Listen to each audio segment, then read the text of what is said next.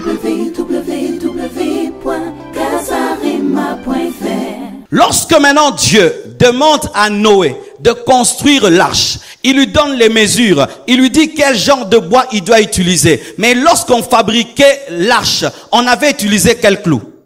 De la même manière que Noé a utilisé la technologie de Caïn pour fabriquer l'arche, l'Église aussi doit utiliser cette informatique pour préparer la venue de Jésus, et nous devons entrer dans la maison de Dagon et frapper Dagon dans sa propre technologie. Le premier forgeron fut un fils de Caïn.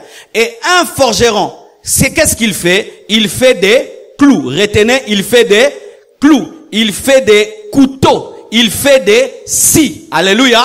Il fait des armes. Les premiers fabricants d'armes étaient des fils de Caïn. Dieu fait toujours cela. Il récupère la technologie de Caïn afin de comprendre Caïn. Il utilise toujours la technologie de Caïn afin de prouver qu'il est au-dessus et qu'il est le maître de toutes choses.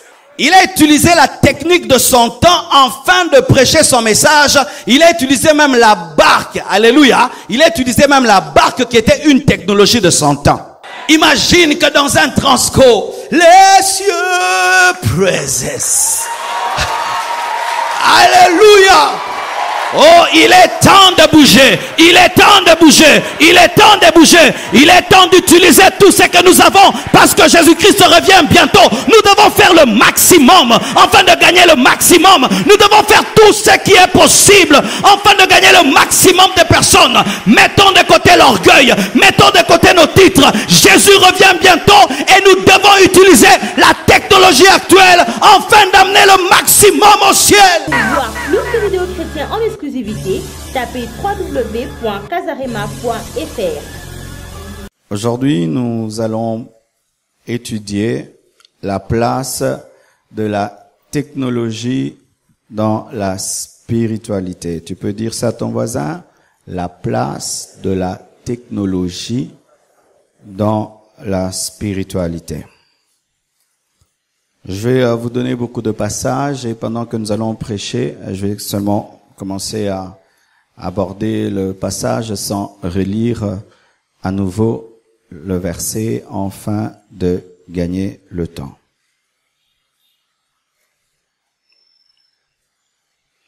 Nous sommes debout pour lire la parole de Dieu. Nous sommes dans Genèse 4, verset 13. Jusque verset 22. Genèse 4, 13 à 22. Vous y êtes? Oui? C'est bon? Non? Oui? Si on demande, il faut répondre. Amen. Lisons 1, 2, 3. Allons-y. Caïn dit à l'Éternel, « Mon châtiment est trop grand pour être supporté. Voici, tu me chasses aujourd'hui de cette terre, je serai caché loin de ta face. Je serai errant et vagabond sur la terre, et quiconque me trouvera me tuera. » L'Éternel lui dit, « Si quelqu'un tuait Caïn, Caïn sera vengé 7 fois. » Et l'Éternel mit un signe sur Caïn pour que quiconque le trouverait ne le tuât point. Puis Caïn s'éloigna de la face de l'Éternel et habita dans la terre de Nod à l'orient d'Éden. Caïn connut sa femme, elle conçut et enfanta Enoch. Il bâtit ensuite une ville, retenez, le premier fils de Caïn a bâti une ville et il donna à cette ville le nom de son fils Enoch. Non, c'est Caïn qui a bâti une ville plutôt, pas son fils. Enoch engendra Irad, Irad engendra Mehujaël, Mehujaël engendra Methushaël et Methushaël engendra Lémec. Lémec prit 2 femmes. Le premier polygame de la Bible est là. C'est celui-là. Ne donnez jamais un tel nom à votre enfant. Amen. Lémec prit 2 femmes. Le premier polygame de la Bible était fils de Caïn. Le nom de l'une était Ada et le nom de l'autre était Tshila. Ada enfanta Jabal. Il fut le père de ceux qui habitent sous les tentes et près des troupeaux. Le père des bergers était fils de Caïn. Le nom de son frère était Jubal. Il fut le père de tous ceux qui jouent de la harpe et du chalumeau. Le premier musicien était fils de... C'est pourquoi ils aiment beaucoup la musique. Ceux qui vont bêter la guitare, non. Oui, je vais vous expliquer tout ça. Le premier musicien après la chute de l'homme était fils de Caïn.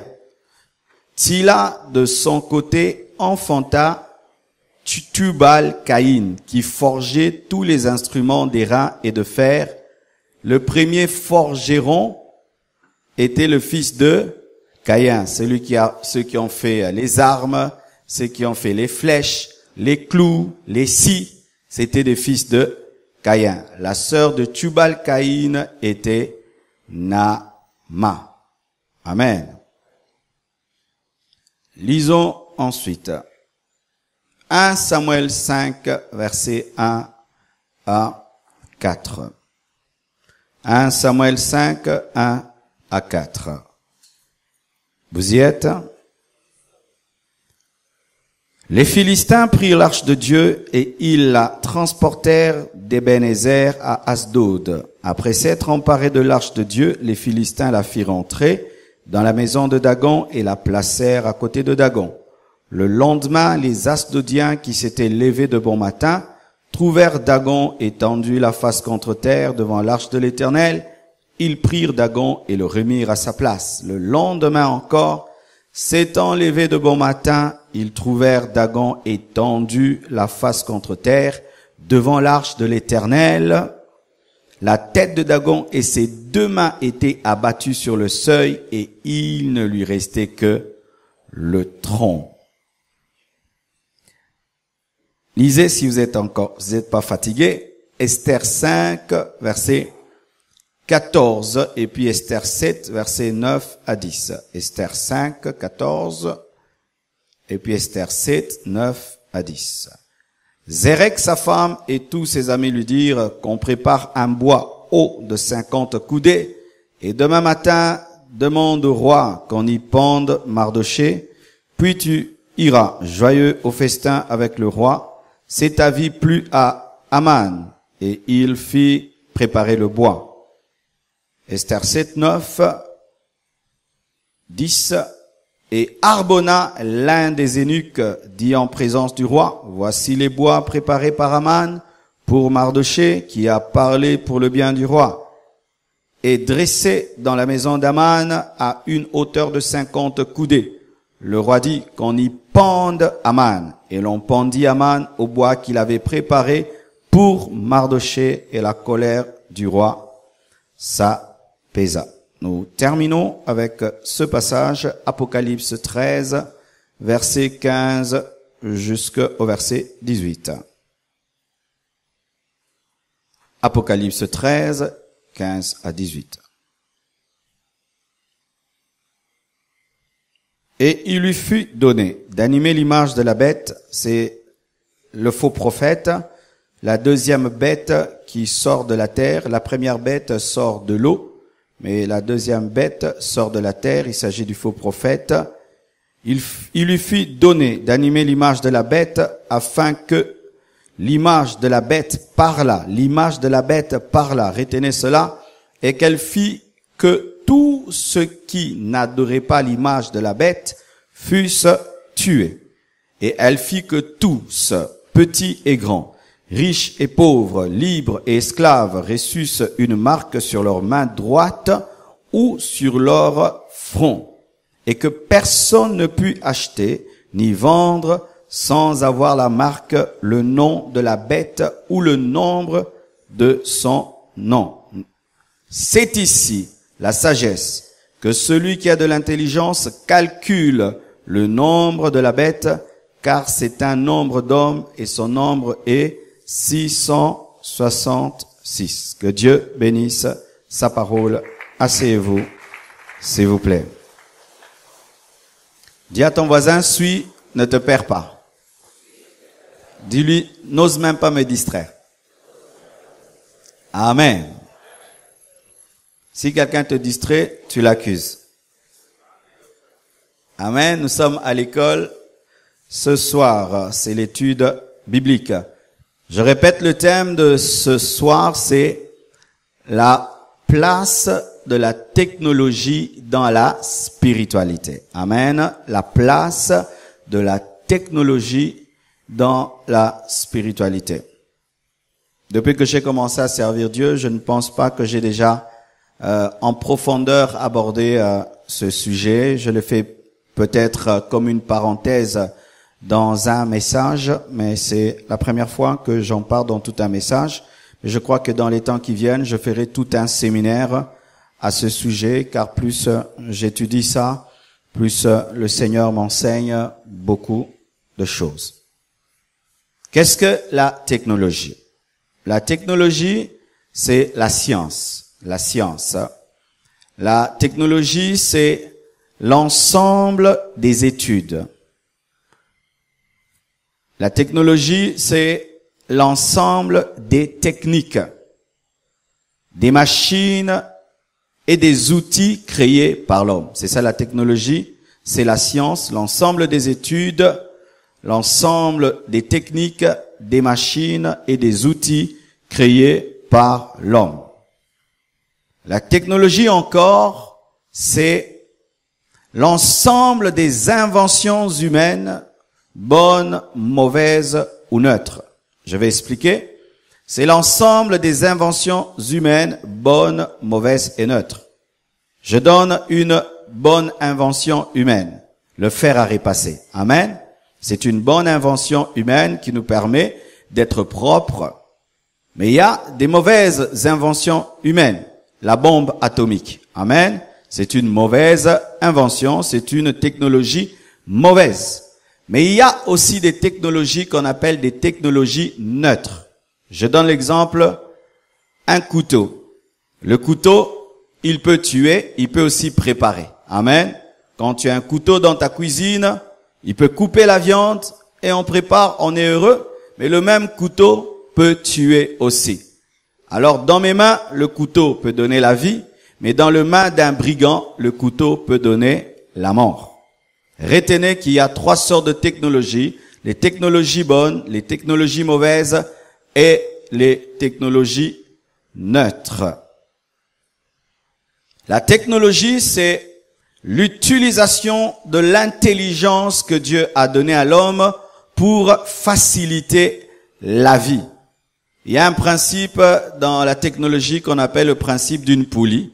C'est-à-dire que tu ne peux pas déplacer une tonne avec ta force, mais si tu mets une poulie, tu tires un tout petit peu, avec peu d'énergie, mais tu peux déplacer une grande chose. C'est comme ça que l'homme aujourd'hui est capable de construire des gratte-ciel parce qu'il utilise l'intelligence afin que cela lui facilite la vie. C'est l'utilisation de l'intelligence pour améliorer les résultats, pour être davantage performant. C'est pourquoi l'homme utilise la technologie pour devenir de plus en plus efficace. Ce qui fait que hier, les voitures pouvaient rouler à 20 à l'heure. Aujourd'hui, les voitures peuvent rouler à 180 à l'heure. Ça te permet de quitter un endroit à un autre en peu de temps. C'est une très bonne chose. Hier, pour causer avec quelqu'un, il fallait aller à la poste, tu mets une lettre, et puis la lettre va. Mais maintenant, tu prends ton téléphone, tu appelles, tu envoies un SMS, directement, ça arrive. Ça facilite les choses. La technologie, c'est l'ensemble des découvertes scientifiques et techniques faites par l'homme dans tous les domaines. L'homme a découvert la lumière. L'homme a fabriqué des voitures, des avions, des trains, des bateaux, la télévision, l'ordinateur, le téléphone, l'internet, l'écriture. Et dans mon sujet de ce soir, je ne vais pas aborder beaucoup de choses. Je vais aborder davantage sur le domaine informatique, parlant aussi des autres technologies, mais je vais plus parler du domaine informatique. Amen. Vous me suivez? Amen. Et sachez que la technologie, c'est une manifestation réelle que l'homme a été créé à l'image de Dieu, différemment des animaux. Tu vas voir un lion, il est physiquement plus fort qu'un homme, mais l'homme, seulement avec un petit fusil, tire sur le lion et puis le tue. Tu vas voir un homme qui attrape une baleine. Vous imaginez, le petit homme de rien du tout peut tuer une baleine. Le petit homme de rien du tout peut tuer un gros éléphant. Pourquoi? Parce qu'il utilise l'intelligence. Et l'intelligence révèle que l'homme a été créé à l'image de Dieu. Amen. Hein? Il y a une grande différence entre l'homme et l'animal. L'homme a l'esprit, l'âme et le corps. L'animal n'a que l'âme et le corps. Lorsque l'homme meurt, même si qu'il aille au ciel ou en enfer, l'homme est éternel. Mais l'animal, lorsqu'il meurt, il disparaît. Je répète ceci. L'homme a le corps, l'âme et l'esprit. L'animal a le corps et l'âme et n'a pas d'esprit. Et c'est la dimension de l'esprit dans l'homme qui fait que l'homme, qu'il meurt bon ou mauvais, est éternel, en enfer ou au ciel, parce que l'homme ne disparaît pas. Lorsque l'homme meurt, il change seulement de forme de vie. Mais un chat, lorsqu'il meurt, il disparaît. Au ciel, il n'y a pas d'animaux. Alléluia. Ni en enfer non plus. Alléluia. C'est pourquoi un animal, même qui a la sorcellerie, est mieux qu'un sorcier qui a la sorcellerie, parce que un chat qui a la sorcellerie, après la mort, il va pas en enfer, mais un homme qui a la sorcellerie, après la mort, va en enfer. Donc, un chat sorcier est mieux qu'un homme sorcier. Mais je ne dis pas que tous les chats sont des sorciers. Amen, hein? Ce sont des créatures de Dieu, mais comme on aime beaucoup attacher au chat la sorcellerie, c'est pourquoi j'ai utilisé cet exemple. Amen, hein? Et Dieu a donné à l'homme l'intelligence pour qu'il puisse dominer la nature. Parce qu'il donne un tout petit homme, physiquement tout petit, mais lui dit domine sur la nature. C'est comment est-ce qu'il va le faire? C'est par l'intelligence que Dieu lui donne. Mais lorsque l'homme a chuté, lorsque l'homme a péché, l'intelligence que Dieu lui a donnée, il a commencé à l'utiliser pour détruire la nature. Au lieu d'assujettir la nature, il a commencé à détruire. C'est pourquoi aujourd'hui, la couche d'ozone est trouée. Il y a des cancers de peau, il y a la pollution, parce que l'homme déchu ne sait pas utiliser l'intelligence que Dieu lui donne. Il court maintenant derrière l'argent, il fait des voitures, il fait des usines, mais il oublie l'environnement. C'est pourquoi aujourd'hui vous entendez, on nous parle tout le temps de l'environnement, parce que l'homme déchu, tombant dans l'égoïsme et dans la cupidité, est en train de mal utiliser l'intelligence que Dieu lui donne. Au lieu qu'il puisse l'utiliser pour son bien-être, il commence à l'utiliser pour sa destruction. Qu'est-ce que la spiritualité? La spiritualité a plusieurs définitions. Même chez les occultistes, même chez les bouddhistes. Mais pour notre part, les chrétiens, la spiritualité, c'est le salut. Amen. Le salut en Jésus-Christ. C'est ça, la spiritualité, c'est le salut en Jésus-Christ. La spiritualité, pour nous, c'est l'évangélisation. C'est le fait d'annoncer Jésus-Christ jusqu'aux extrémités de la terre. La spiritualité, pour nous, c'est de préparer le retour de Jésus-Christ et d'être nous-mêmes enlevés. La spiritualité, c'est la communion avec Dieu. La spiritualité, c'est la croissance spirituelle. La spiritualité, c'est la communion fraternelle. La spiritualité, c'est la prière, c'est l'adoration. La spiritualité, c'est écouter la parole de Dieu. C'est ça, la spiritualité. Donc, je parle maintenant de la place de la technologie dans le salut, la place de la technologie dans l'évangélisation, dans l'adoration, dans la communion fraternelle, dans la croissance spirituelle, la place de la technologie dans l'écoute de la parole et dans la propagation de l'évangile, la place de la science, des techniques, des inventions humaines dans le salut du monde, dans l'évangélisation, dans le retour de Jésus-Christ, dans la sanctification de l'Église, dans la communion fraternelle. Nous allons parler de cela. Amen. Écoutez à présent. Avant d'arriver à la fin de mon message, j'aimerais vous parler du début de la technologie. Du début de la technologie. Le premier inventeur, c'est Dieu, parce que c'est Dieu qui a créé les cieux et la terre. Amen. Et Dieu crée les cieux et la terre. Et sur la terre, il établit un homme, Adam et Ève. Il leur interdit de toucher à l'arbre de la connaissance du bien et du mal. Il leur dit de toucher à tout, sauf à l'arbre de la connaissance du bien et du mal. Et lorsqu'il leur interdit cela, avant eux, il y avait déjà un être spirituel appelé Lucifer qui était tombé dans l'orgueil et dans la rébellion, qui avait été précipité sur la terre.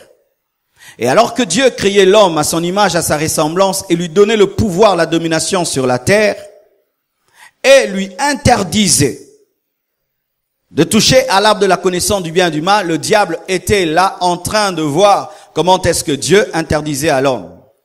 Alors le diable est entré dans la femme et l'a amené à manger. La femme séduit son mari et son mari également mange. Et ils sont frappés par Dieu, chassés du jardin.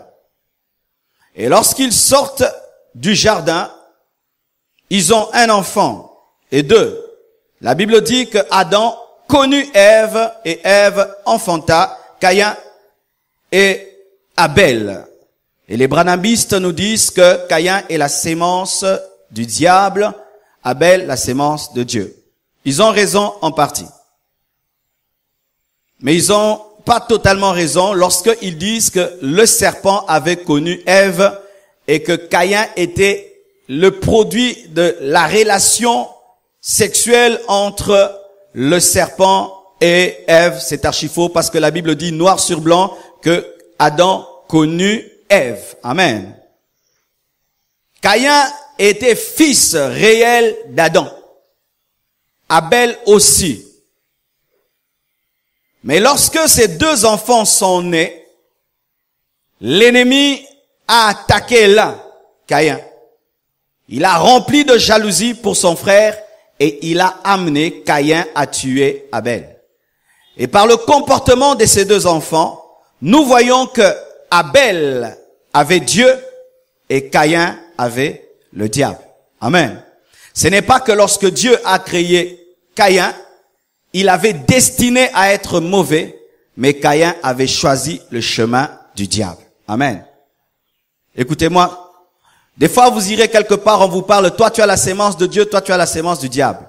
Lorsqu'on parle de la sémence de Dieu et la sémence du diable, ce n'est pas que Dieu lorsqu'il crée, il dit toi tu es au diable, toi tu es à moi, toi tu es au diable, toi tu es à moi. Si c'est cela, Dieu n'a pas le droit de juger le monde, car si Dieu, en me créant, me crée déjà sémence du diable, pourquoi est-ce qu'il va me juger? Parce que lui-même m'a créé pour que je sois mauvais. Alléluia.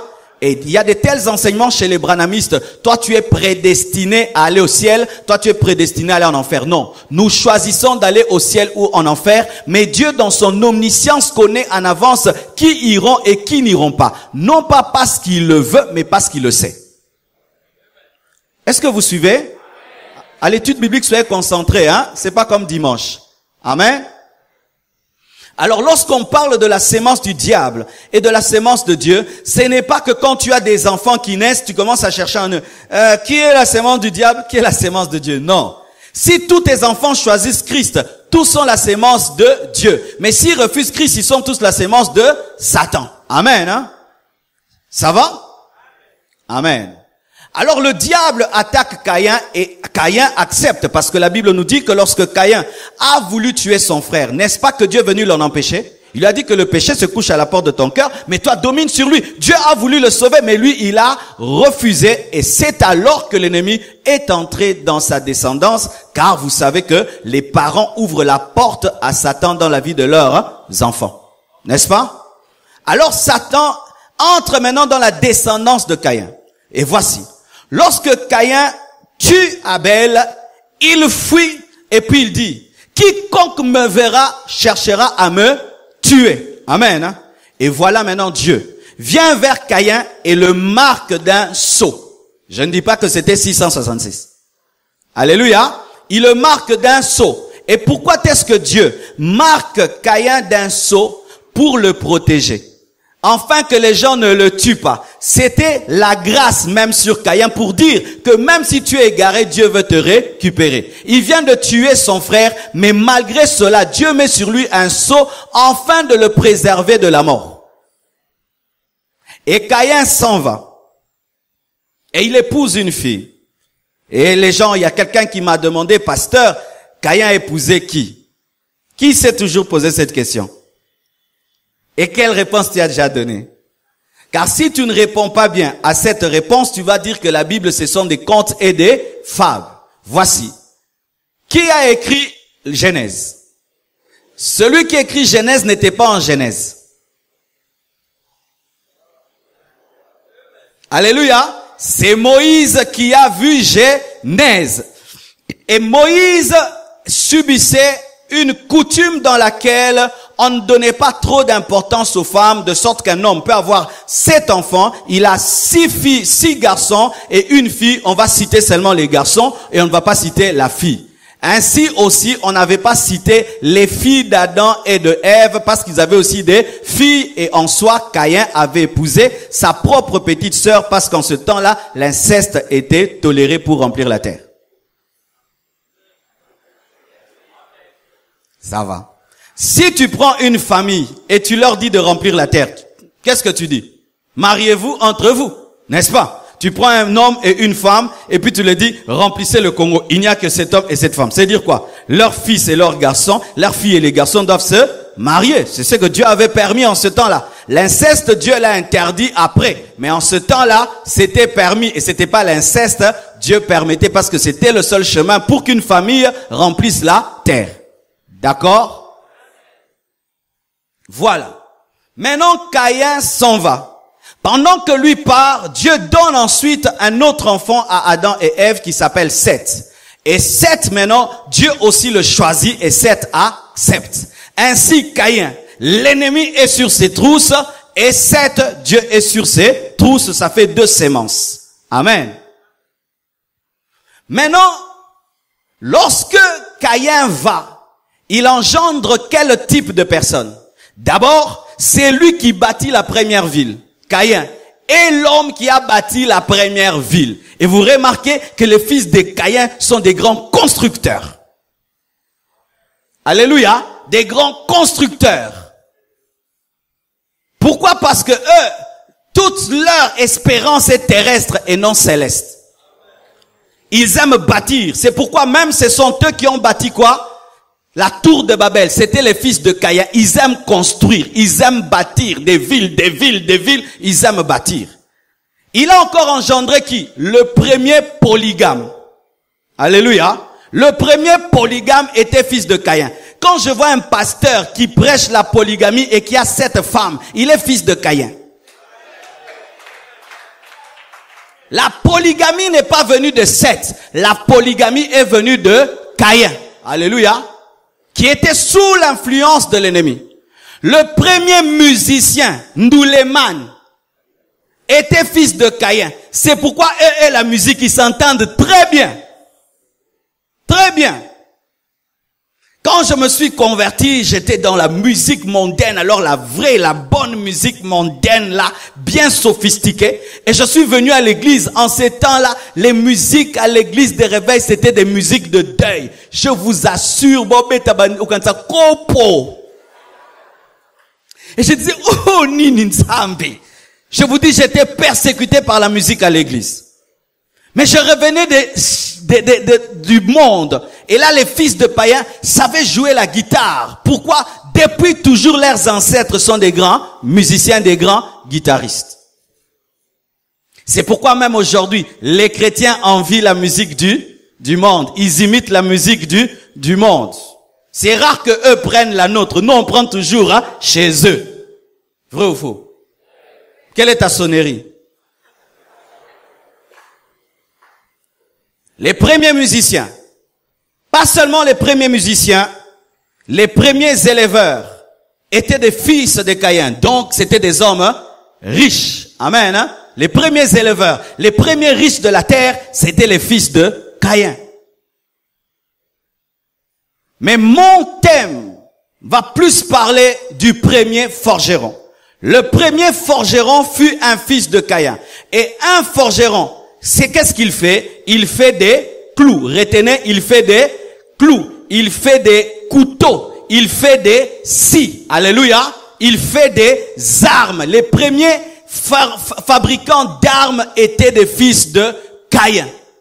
Les premiers fabricants des clous étaient les fils de Caïn. Les premiers fabricants des scies étaient les fils de Caïn. Les premiers qui ont inventé la technologie pour faciliter à l'homme de couper le bois, c'était les fils de Caïn. Amen.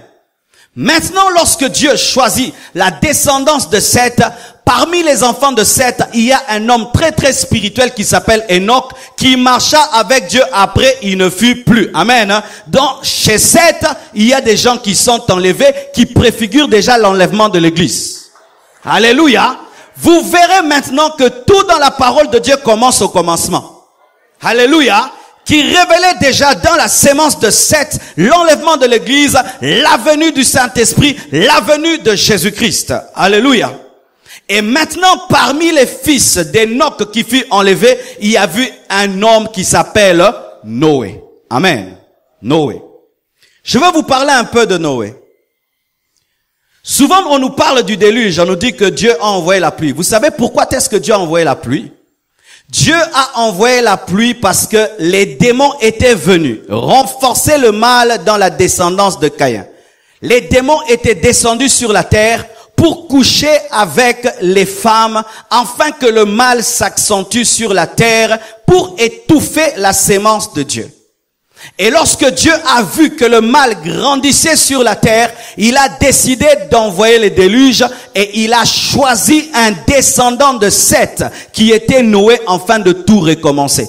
Il en est de même en ces temps de la fin. Les démons sont en train d'opérer sur la terre pour rendre les païens davantage païens. C'est pourquoi Dieu choisit l'église et va nous enlever afin de nous sauver de la corruption. Il n'y a rien de nouveau sur la terre.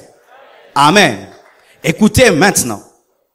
Lorsque maintenant Dieu demande à Noé de construire l'arche, il lui donne les mesures, il lui dit quel genre de bois il doit utiliser. Mais lorsqu'on fabriquait l'arche, on avait utilisé quel clou?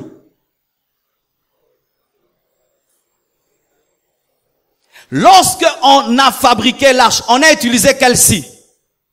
On a utilisé quel marteau? Qui avait fabriqué le marteau? Qui avait fabriqué les clous? Qui avait fabriqué la scie? C'était la descendance de Caïn. La descendance de Seth a utilisé la technologie de la descendance de Caïn afin de fabriquer l'arche. Dans l'arche, il y a une partie de la technologie des fils de Caïn. Dans l'arche, il y a les clous de la descendance de Caïn. Dans l'arche, il y a la technologie de la descendance de Caïn. Dieu donne les mesures, mais les instruments qui ont permis à ce que cela soit fait ont été inventés par un fils de Caïn. Amen. La technologie, les clous, les scies, les marteaux qui ont été utilisés, c'était des inventions des fils de Caïn qu'on appelle la sémence du diable. Vrai ou faux? Vrai ou faux? Alléluia.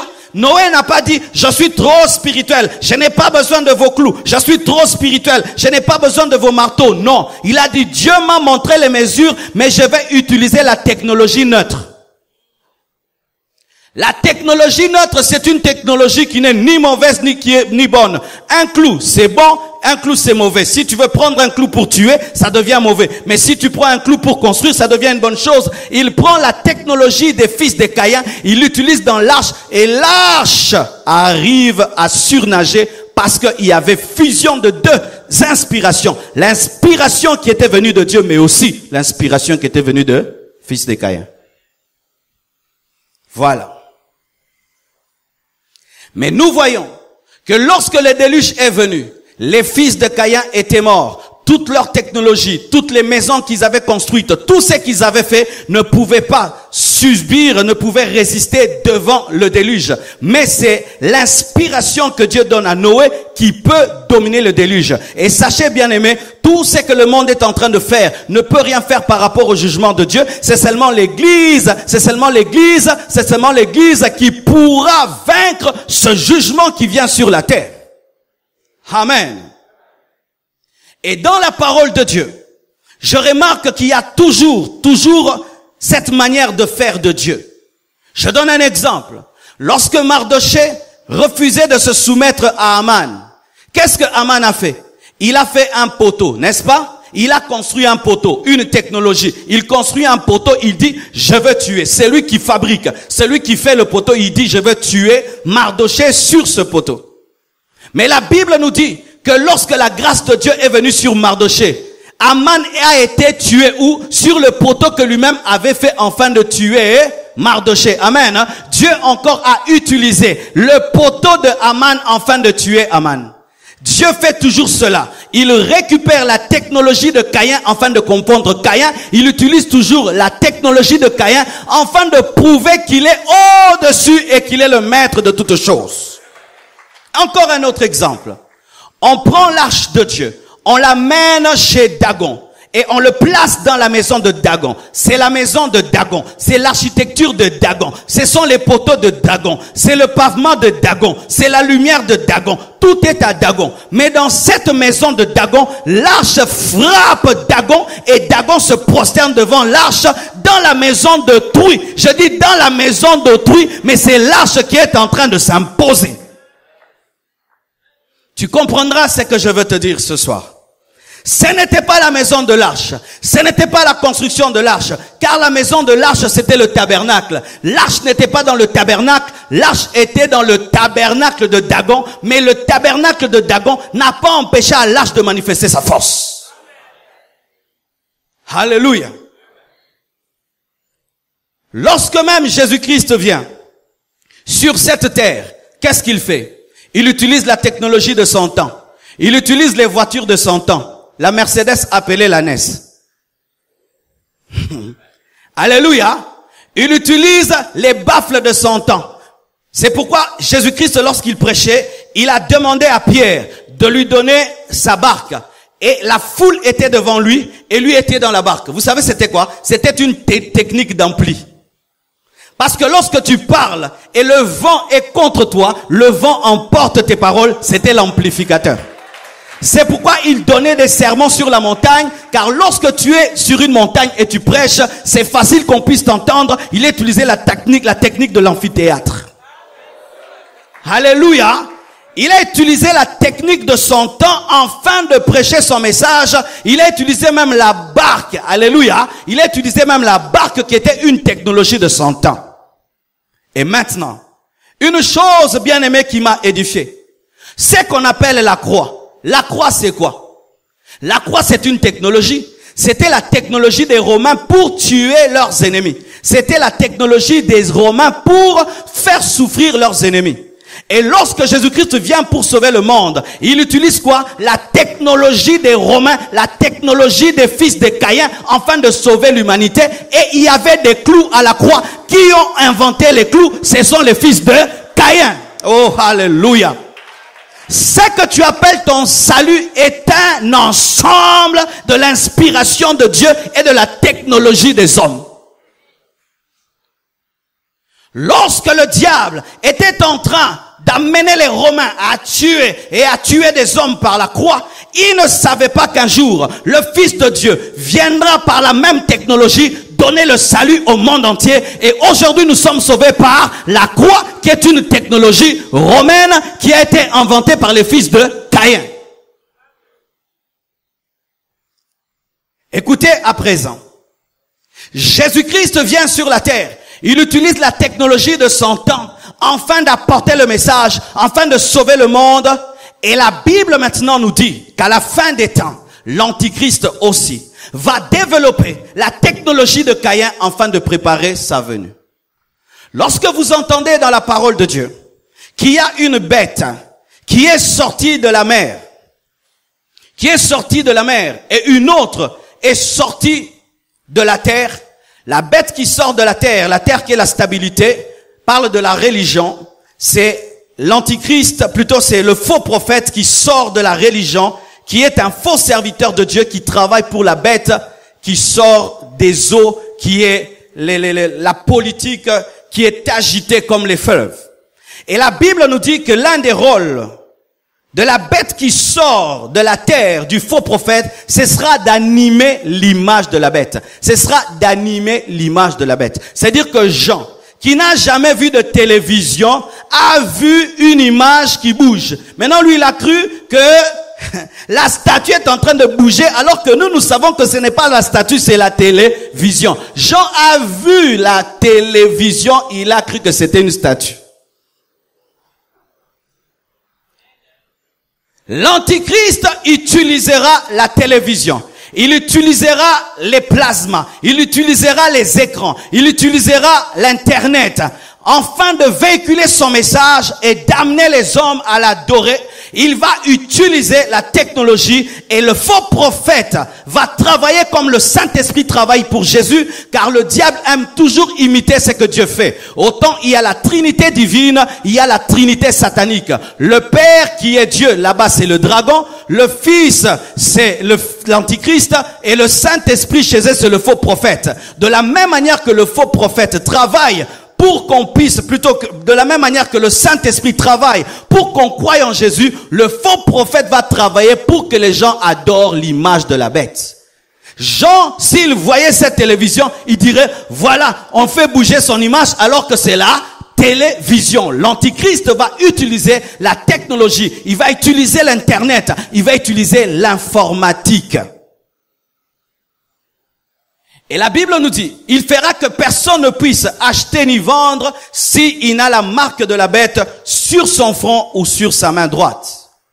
Bien-aimés frères et sœurs, vous savez qu'aujourd'hui, aux États-Unis, il y a une loi qui est en train d'être promulguée, ou peut-être qui a déjà été promulguée, où on demande que pour avoir les soins, il faudrait que tu puisses avoir une puce, une toute petite puce dans ta main droite ou sur ton front, comme Apocalypse l'a dit.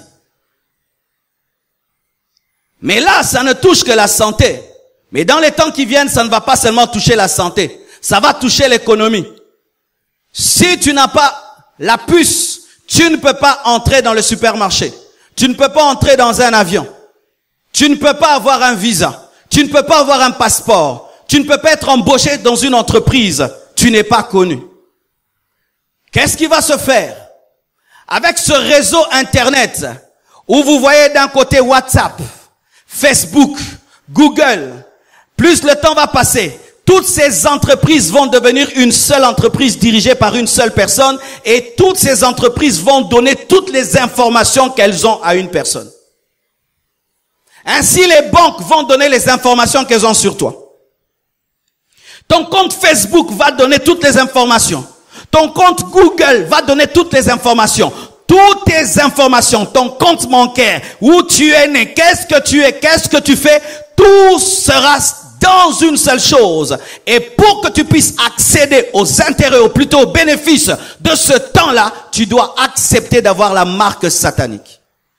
Quand vous voyez le développement technologique aujourd'hui, le but ce n'est plus le bonheur de l'homme. Dans ce bonheur qu'on te présente, il y a un deuxième but, contrôler l'homme. C'est pourquoi tu vas quelque part, tu cherches un Wi-Fi, avant d'entrer on te demande ton email. Qu'est-ce que ça a à voir avec mon email? Donnez-moi le code. Non, il faut qu'on ait ton email. Mais ton email, c'est ton adresse sur l'internet. Ton email, c'est toi. Alléluia. Tu achètes une SIM. Maintenant, ce n'est plus le cas. Si tu vas avoir une SIM, tu dois donner tes identités. Avant, tu peux avoir une SIM et tu ne donnes pas l'identité. Maintenant, pour avoir une SIM, il faut donner l'identité parce que ton numéro, ça devient toi. Mais ton numéro aussi, il est sur Internet. Alléluia. Et ainsi, de plus en plus, il y a de plus en plus d'inventions technologiques dans le domaine de l'informatique pour faciliter aux hommes d'être un. Aujourd'hui, je peux être ici, je prends mon téléphone, je commence à me filmer, j'envoie sur Periscope. Vous connaissez Periscope?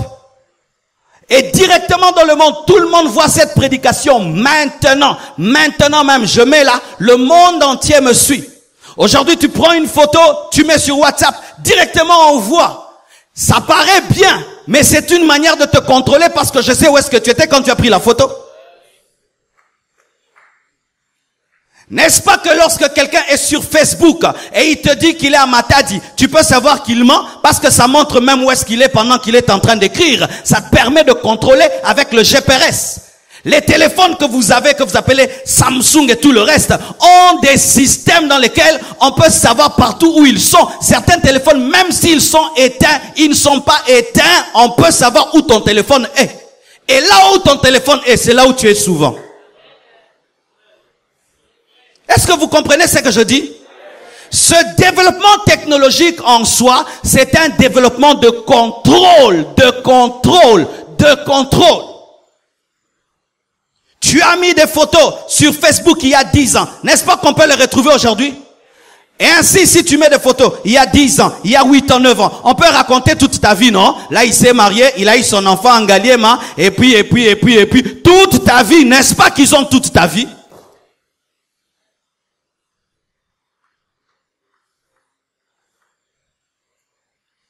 Les fils de Caïn, aujourd'hui encore, sont en train de travailler pour une chose, préparer la venue de l'Antichrist. Mais écoutez maintenant.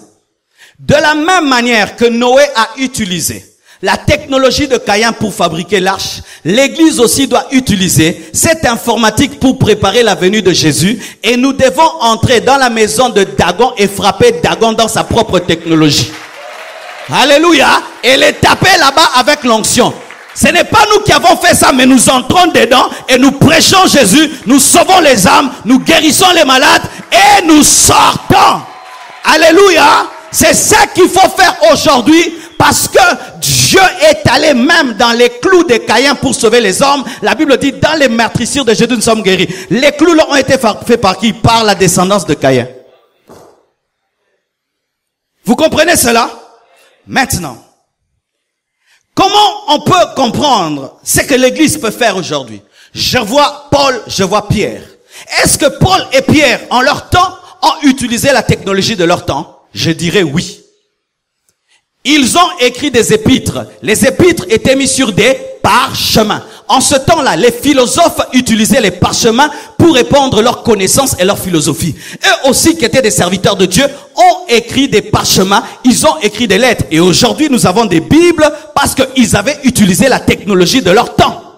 Ils ne sont pas restés dans l'abstrait, ils sont entrés dans la littérature, malgré qu'ils étaient dans des prisons, ils ont écrit des parchemins qui sont en train de bénir et d'édifier l'Église aujourd'hui.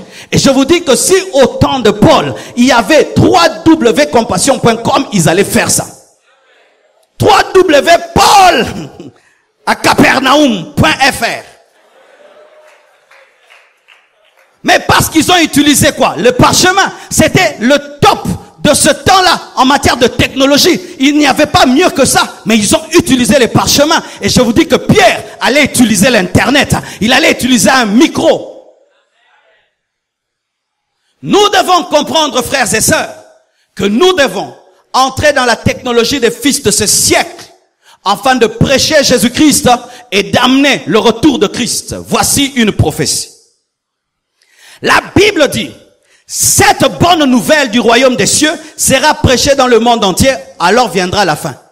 Vous pensez que nous irons prêcher dans le monde entier physiquement? Non. En ce temps-là, nous pensions qu'il faudrait que les pasteurs voyagent dans le monde entier jusqu'au pôle Nord. Non. Aujourd'hui, tu n'as plus besoin de voyager dans le monde entier. Tu n'as qu'à mettre une vidéo sur Internet. Même en Chine, on va te suivre. Il y a des gens qui sont dans un pays persécuté, des chrétiens persécutés, où il est interdit de lire la Bible, interdit d'aller à l'église, qui m'ont écrit. Ils disent, pasteur, nous suivons tes prédications en cachette et nous sommes bénis en cachette. Continue à nous prêcher. Mais le gouvernement ne sait pas qu'ils suivent les prédications. Parce que tu peux fermer la porte, mais pas le réseau.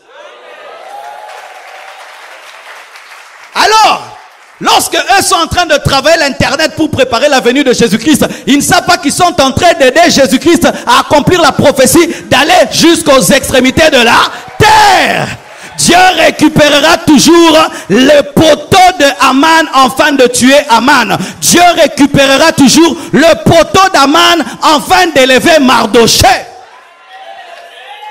Pendant qu'ils sont en train de créer des applications pour détruire le monde, Jésus dit, faites encore, faites encore. Ils font WhatsApp, on entre dans WhatsApp. Vous savez que sur WhatsApp, nous avons 7 églises. Ah oui? Sur WhatsApp, nous avons 7 églises. Nous avons des églises sur WhatsApp. Le matin, je les prêche, j'envoie des messages, ils disent Amen, gloire à Dieu, ils envoient les offrandes. Oui, oui, 7 églises. Si je te donne mon téléphone, il y a des églises dedans. Oui, il y a une église en Allemagne, une église en Suisse, en France, en Belgique. Et ils sont sur WhatsApp. Si j'écris maintenant, ils vont dire gloire à Dieu. Alléluia. Mais quand il faisait WhatsApp, est-ce que c'était pour l'église?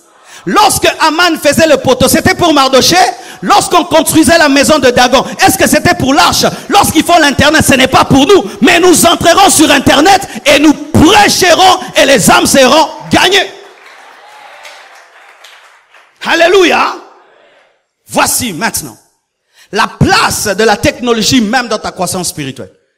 Tu peux être là, tu as raté le culte d'aujourd'hui. Mais si nos cultes sont en live, tu peux être à ton bureau, tu entres dans Periscope et tu suis la prédication. Lorsque j'étais en France et on avait culte le matin, à midi et le soir, et quand je devais prêcher le soir, on me disait, pasteur, ne viens pas le soir, ne viens pas le matin, tu viendras seulement le soir, mais reste à l'hôtel et prie. Mais pendant que je priais à l'hôtel, comme ils mettaient les cultes sur Periscope, je priais, je priais, je disais, je veux voir qu'est-ce qui se passe à l'église. J'entre sur Periscope, je tape Église Parole du Salut. J'entre dans le culte, je vois ce qu'ils font en live et puis je reviens. J'écoute même la prédication. Donc, alléluia. Ah, gloire bien. Mais gloire à Banab Caïn.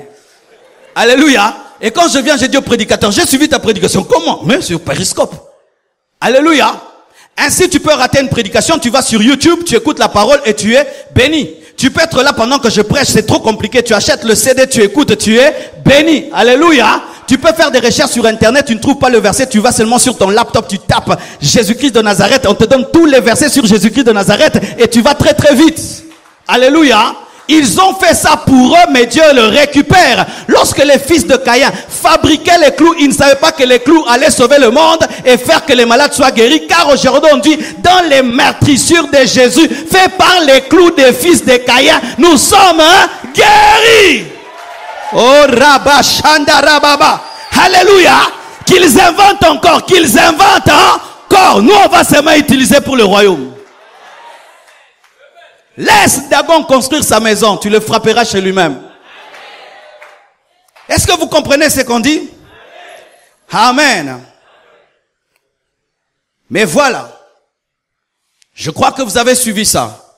Il y a un jeune aujourd'hui qui est très fort en informatique, le jeune qui a créé Facebook. Un jour, il a été reçu sur un plateau et on lui a dit, on a remarqué que toi, tu ne te débarrasses jamais de ta veste. Est-ce que tu peux enlever ça? Ah, il dit non. On dit enlève. Et Mark Zuckerberg. Vous voyez, il est connu comme un pasteur. Il enlève sa veste. Et dedans, il y a un plan. Comment est-ce que les Illuminati, les francs-maçons, veulent contrôler le monde? Il marche avec tout le temps. Celui qui a fait Facebook. Celui qui a fait Facebook n'a pas fait ça pour que les amis fassent lol, j'aime, qui est. Celui qui a fait Facebook a une mission, des francs-maçons, pour préparer la venue de l'Antichrist. Facebook est fait par les Illuminati afin de connaître nos vies. Parce que c'est nous-mêmes d'ailleurs qui lui montrons nos vies, non? Je suis avec mes enfants à tel endroit. Ah, il est là. Je suis malade. Ah, il est malade. On vient de m'opérer. Je viens de me marier. Je suis triste. Tout. Ils savent. Qui leur donne des informations? Nous-mêmes, chaque matin, nous disons ce que nous faisons.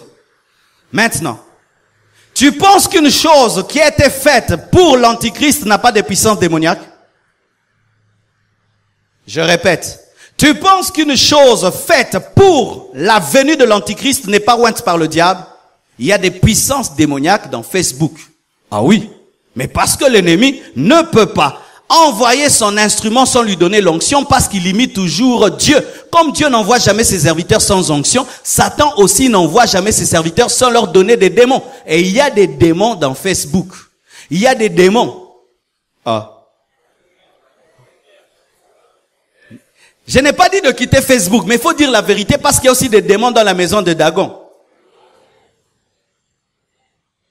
Maintenant, quand tu entres dans la maison de Dagon, il faudrait qu'il y ait rien de Dagon en toi pour que tu puisses en sortir et le frapper. Et quand tu entres sur Facebook et sur Internet, il faudrait qu'il y ait rien du diable en toi pour que tu puisses vaincre. Car si tu entres dans la maison de Dagon, avec les œuvres de Dagon, tu resteras prisonnier dans la maison de Dagon. C'est pourquoi il y a beaucoup d'enfants de Dieu qui, au lieu d'évangéliser sur Internet, sont évangélisés par le diable sur Internet.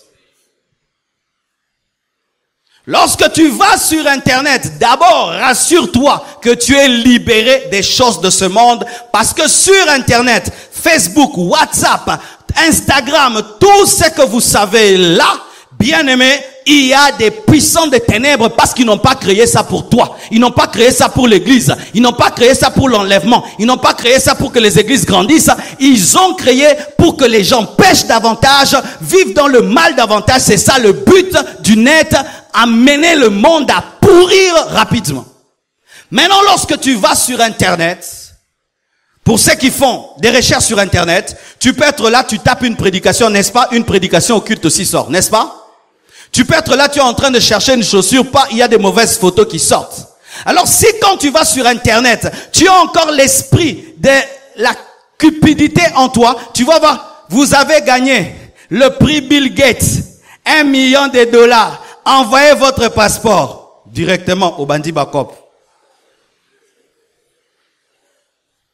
Tu verras quelqu'un, ta vie ne va pas bien, clique ici et tu auras des pouvoirs.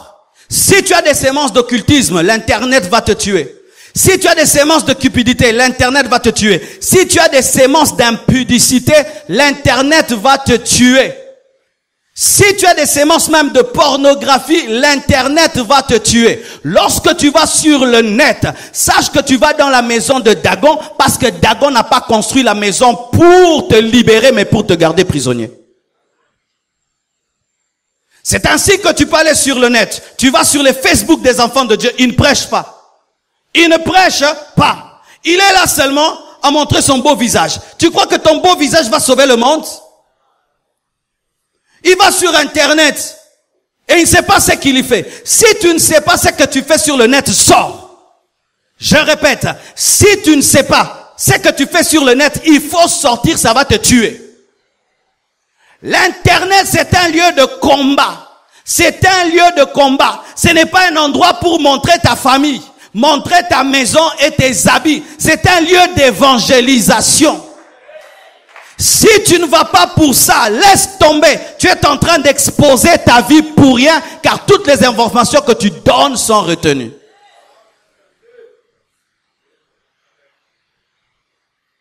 Des enfants de Dieu qui ont des profils bizarres sur Internet, remplis de séduction. Toi, tu vas sur Internet, créé pour l'Antichrist, avec un esprit d'impudicité, mais toi, un enfant de Dieu. Démon. Mais oui, il y a une sœur qui a été attaquée par des puissants de ténèbres sur Internet. Elle a aimé seulement la page et la photo d'une femme, et la nuit, cette femme a commencé à l'attaquer. Vous pensez que tous ceux qui sont sur Internet, avec des beaux visages, sont des personnes normales? Il y a des occultistes, il y a des magiciens, il y a des envoyés des ténèbres. De la même manière que moi, je vais sur le net pour gagner les âmes, il y a des gens qui sont envoyés par le diable pour détruire les vies. Il suffit seulement que tu dises « j'aime ». Tu as aimé, il suffit seulement que tu dises « je m'abonne ». Réellement, il y a une alliance. Il n'y a pas d'un côté la vie que vous menez à l'église et d'un autre côté la vie que vous menez sur Internet. L'Internet est devenu aussi notre vie. Si tu ne te sanctifies pas sur Internet, tu ne te sanctifies pas dans la vie. Parce que la vie et l'Internet, c'est devenu une seule chose. Comme certains, ici, il ne peut pas me manquer du respect, mais sur Internet, il me manque du respect. L'impolitesse sur le net est égale à l'impolitesse dans la vie. Quand je parle comme ça, tu trembles, tu ne dis rien. Mais si je poste quelque chose sur Internet, faux pasta, aux ma malédiction. Ah, vous croyez quoi? Que manquer au pasteur du respect sur Internet n'est pas un péché? C'est un péché comme manquer dans la vie. Des gens qui n'ont pas de courage, mais sont courageux seulement derrière les laptops, derrière les écrans. Je les appelle des peureux. Sans un mobile, bima. Alléluia.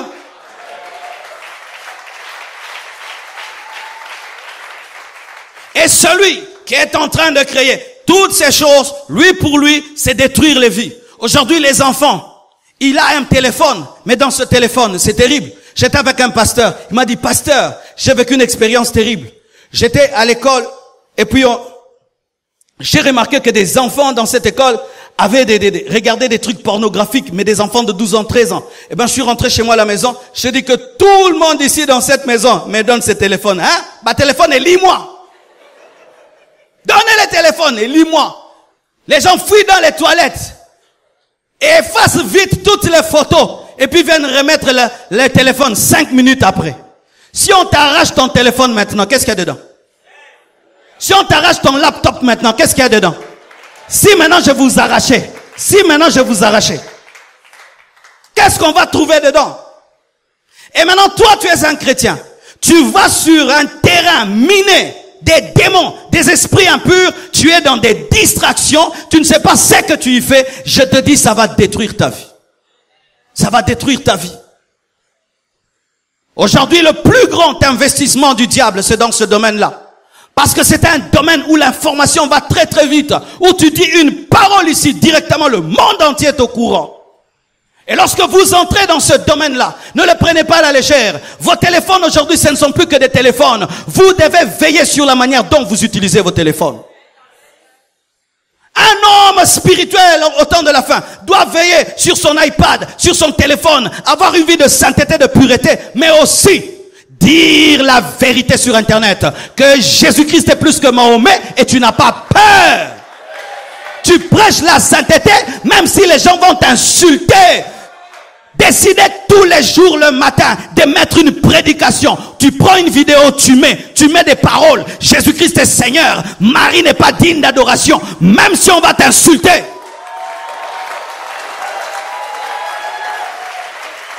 C'est par l'internet que nous allons gagner le monde entier. Alors si vous êtes sur internet pour montrer vos chaussures, pour vous montrer en mode repos,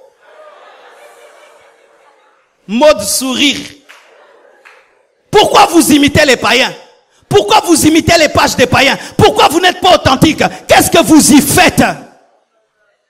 Les vies peuvent être transformées par ton Facebook, par ton WhatsApp, par ton Twitter, par ton téléphone. Tu peux sauver les âmes. Tu peux même prier, tu dis Dieu donne-moi un numéro. Il te donne un numéro, tu l'appelles, tu dis Dieu m'a dit de te dire qu'il t'aime et la personne se convertit. Parce que même quand tu vas sur internet, afin d'y perdre ton temps, tu y perds ton argent. Et c'est l'argent de Dieu que tu peux utiliser pour autre chose. Mais tu vas sur net et tu perds $10 en train seulement de dire des futilités et de regarder des futilités. C'est l'argent de Dieu que tu es en train de dépenser. Jésus revient bientôt. Les âmes doivent être sauvées. Utilisez bien votre argent. Utilisez bien vos mégabytes. Mégabytes.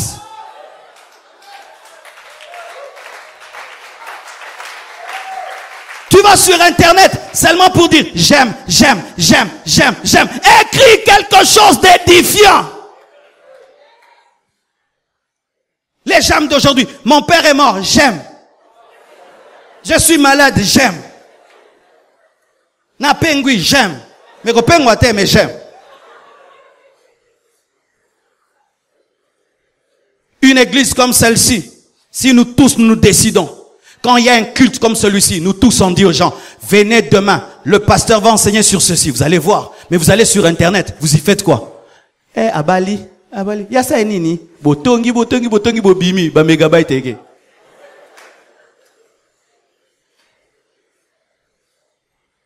Alléluia. Dis à ton voisin, utilise l'internet pour prêcher l'évangile et pour permettre le retour de Jésus-Christ. Alléluia. Pour qu'il vienne, il faut que le dernier des païens puisse entendre. Allez changer vos photos de profil. Amen. Hein? Surtout les sœurs, changez les photos de profil. Moi, je ne comprends pas les photos de profil des sœurs où vous montrez comme ça. Hein? Sœur Penzabre. Mais c'est quoi ça? C'est quoi ça? Et puis les gens écrivent oh taille, gloire à Dieu. C'est la grâce de Dieu. Ça c'est quoi? Quelle grâce de Dieu? Ça c'est quelle grâce de Dieu? Fingaye aucune douma d'internet ma sœur. Longa la photo vous soba boy, kinduma boy. Oh quelle taille évangélique, quelle taille prophétique. Taille prophétique api. Tra kindumba, longa la photo vous soba bongo. Et puis oh n'assemble la compassion, pasteur Marcelo, pasteur Nanga. Kotonga comme on a raté.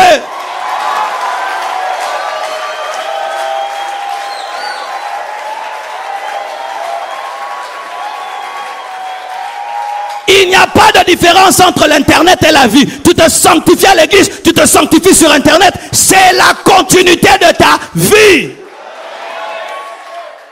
Alléluia. Changez les photos de profil. Si tu n'en trouves pas, même une photo qui édifie, tu mets des paroles. Jésus est le roi des rois.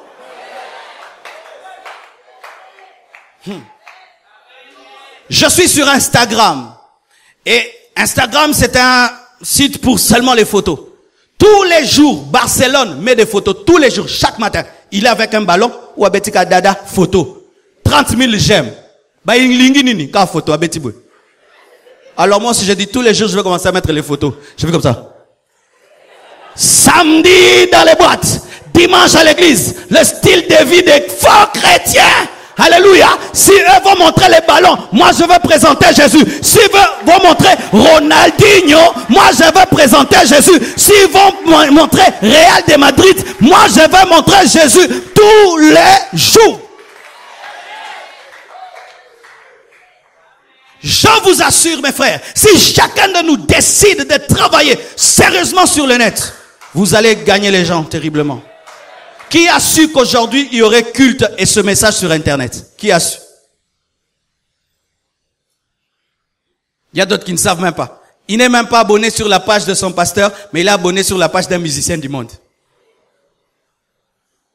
Il y a d'autres qui me demandent, pasteur, la prédication là, je l'ai ratée, alors que la prédication est toujours sur Internet. Toujours, mais il me pose la question comment? Il est abonné sur Okapi, sur ceci, sur cela, mais pas sur Presse Compassion. Vous savez que la presse a aussi un site? Non. Oui. Non. Oui. Dis à ton voisin, arrêtons cela. Ah, soyons sérieux.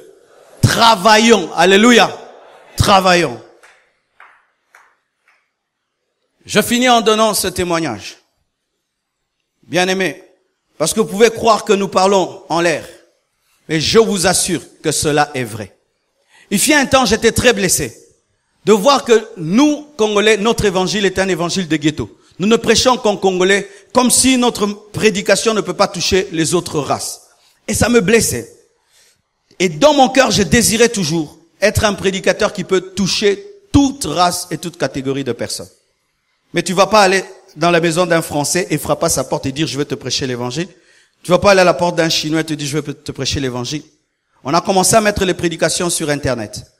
On a commencé à mettre les prédications sur Twitter, les prédications sur Facebook. Et aujourd'hui, quand je vais prêcher à l'étranger, je vois même des Chinois. Dernièrement en France, j'ai vu des Chinois qui sont venus écouter la parole parce qu'ils suivent la parole sur Internet. J'ai vu des Belges qui ont quitté la Belgique jusqu'en Allemagne, des Italiens écouter la parole parce qu'ils te suivent sur Internet. Un jour même en France, j'ai rencontré une femme, tu vois, ces filles-là, blanches, qui ne peuvent même pas prier. Elle te dit, bonjour, pasteur. Oh, bonjour. J'ai suivi ta prédication sur Marie. Frères et sœurs, aujourd'hui, quand nous allons en Europe, ce n'est pas qu'on a une église là-bas. Les salles se remplissent. De qui? Des gens qui suivent la prédication sur Internet. Sur Internet, aujourd'hui, j'ai 94 000 abonnés sur une page. 94 000 personnes. C'est une église de 94 000 personnes. Et ces personnes, partout où nous allons prêcher, s'ils ont le temps, viennent, ils remplissent les salles, écoutent la parole et ils ont la maîtrise de tous les enseignements qu'on donne. C'est là que j'ai compris que le monde virtuel n'est pas virtuel, il est réel. Tu vois, quand tu es sur Facebook et tu dis que tu es l'ami de quelqu'un, tu penses que c'est dans les pensées, c'est réel. C'est réel. Le jour que vous allez vous rencontrer, ce sera vraiment cette personne-là que tu vas rencontrer. Alors, parle là de Jésus. Ne dis pas que ce n'est qu'une photo et un nom. Non, c'est réellement une personne. Parce qu'aujourd'hui, le monde a changé. Le monde ne fonctionne plus comme avant. Le monde fonctionne maintenant de manière virtuelle, mais c'est réel. Ma famille, par exemple, on a fait un compte WhatsApp. Pourquoi? Parce que chacun maintenant dans son coin, celui-ci est en Afrique du Sud, l'autre est là-bas. On va sur WhatsApp, on fait un groupe famille Tounas. Et le matin, on s'appelle, on s'écrit, on s'envoie les photos pour garder le contact parce que le monde d'aujourd'hui ne permet plus trop de se rencontrer, mais par l'internet, on peut toujours avoir les informations des uns des autres. Alors lorsqu'on te dit, va gagner les âmes, la plupart des temps maintenant, vous croyez que gagner les âmes, il faut maintenant faire le porte-à-porte. C'est un bon système, mais aujourd'hui par la technologie, il est plus facile de gagner les âmes. Lorsque l'église Compassion est venue ici à Limité, on a eu un sérieux problème. Les gens ne savaient pas où se trouvait l'église.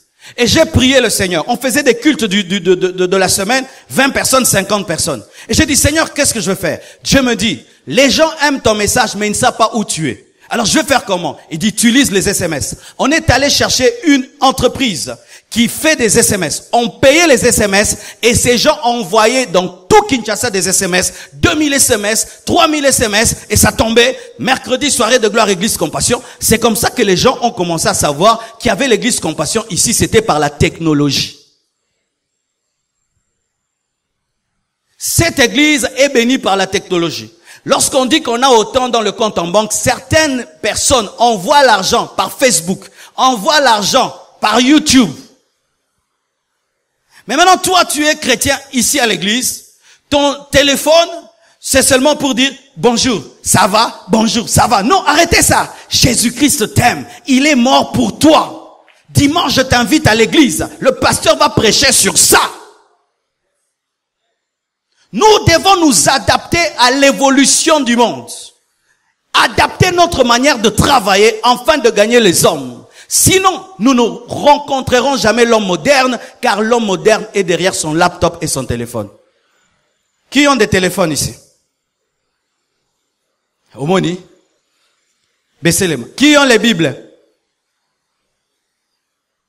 Téléphone, na Bible, machine. Alléluia.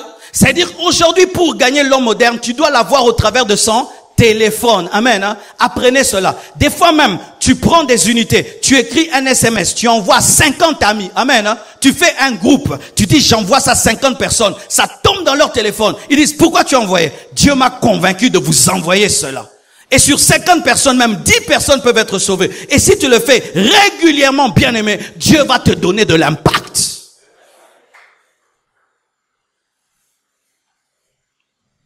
Car l'homme aujourd'hui, c'est difficile de l'arrêter sur la route. Arrête, je veux te prêcher. Mais tu peux l'avoir au travers de son téléphone. Je termine, mes frères, en disant ceci. Noé, c'est vrai, avait utilisé la technologie de Caïn. Mais l'arche était une inspiration de Dieu. Ça veut dire ceci.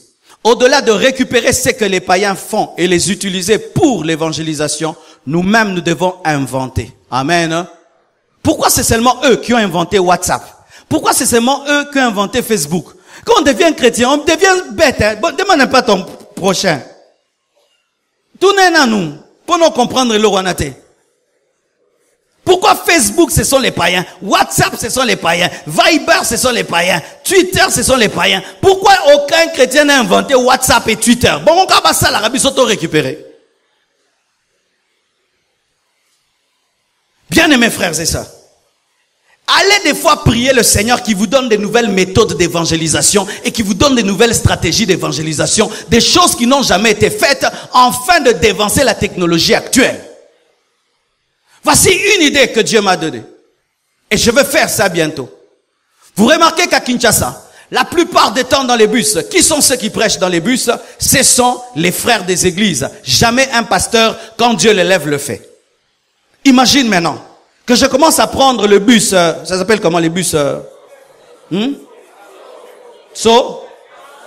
Transco. Je prends le Transco, je porte ma veste avec maman blanche bien habillée et avec une chorale de 3 personnes. On dit, asseyez-vous s'il vous plaît.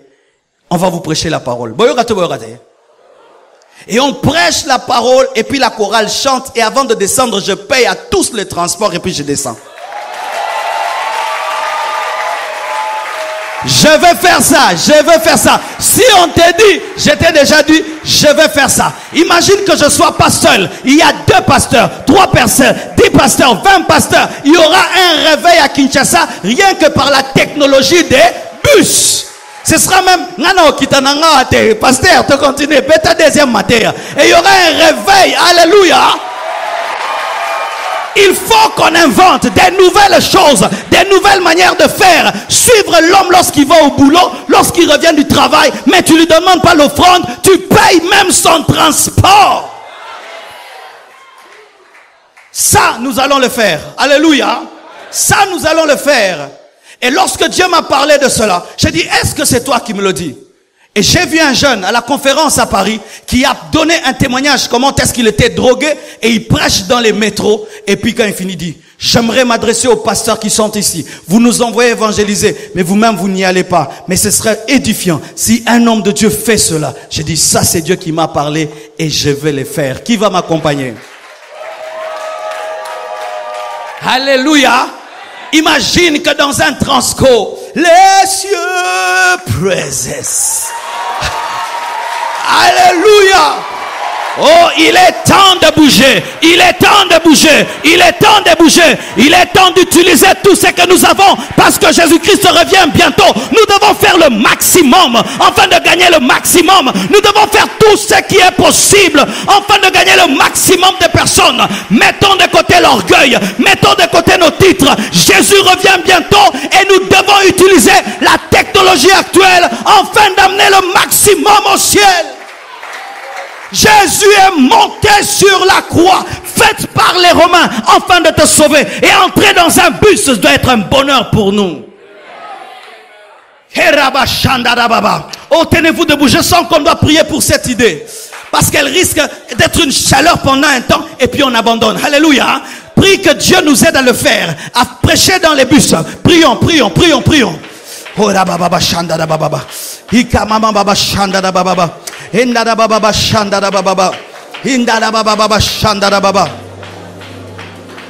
Yeka baba baba shai. Wanta baba shai. Wanta bashando lokosika. Libro sinta lepro doso. Shinta libro soto libo saya. Ita libro sito lobo shaya. Yeka dalaba zikeri bobo shaya. Onda la mama masinta la mama. Je ne dois pas le faire seul, je dois le faire avec toi. Linta la la la basinta la baba bashaya.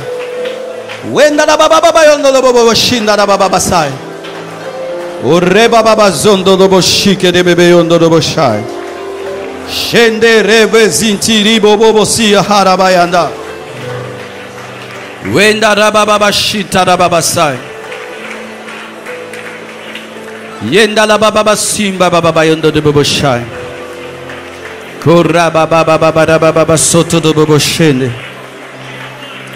Shinda da baba yondo de bobo shinde de bebe yondo de bobo shai.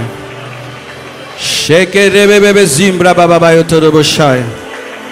Ora baba zinta na mama ya kanada bayanda la baba shinta da baba bayanda. Ora da zimbra baba yoko robo bobo sai. www.casarema.fr